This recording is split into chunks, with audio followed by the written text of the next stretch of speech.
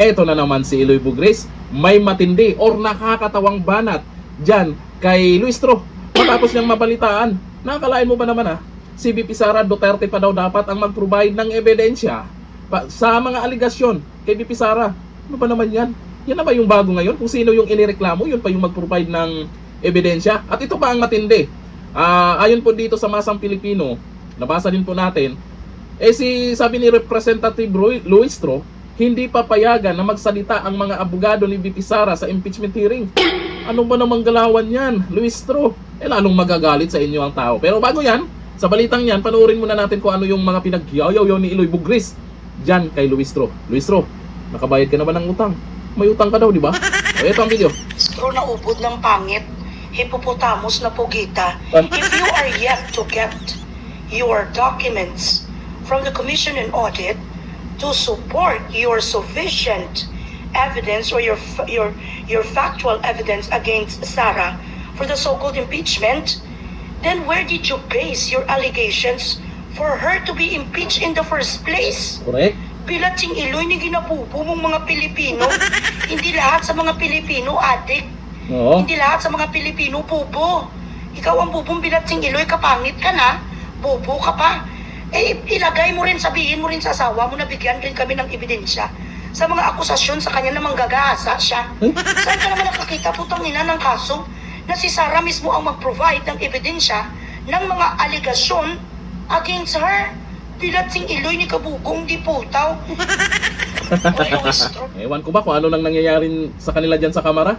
Marami nang natatawa, lalo na dyan sa sinasabi na si VP Sara pa daw ang mag-provide ng ebidensya. Ano yun? Ang dapat gawin ni VP Sara o sa team niya, sagutin itong mga reklamo. Kung may ebidensya man, yung mga nagre-reklamo dapat ang maglabas. Ewan ko lang, kung meron talagang ebidensya na mabigat na ebidensya, yung mga pinagyayaw-yaw nila tungkol kay VP Sara Duterte kaya gusto nilang ma-impeach. Alam naman natin, si Luistro, gigil na gigil yan. Siningil ba naman sa utang? At ito pa sa post ng Masang Pilipino, Representative Luistro, hindi papayagan na magsalita ang mga abogado ni VP Sara sa impeachment hearing. Ano ba naman yan? Ayon kay Luistro, ang respondent mismo ang dapat magpresenta ng ebidensya at maaari lamang tumulong ang mga abogado. Ngunit hindi sila ang magsasalita sa hearing dahil preliminary investigation pa lamang ito. Dagdag pa niya, sa impeachment trial na sa Senado pa lamang maaaring magsalita ang mga abogado para sa depensa.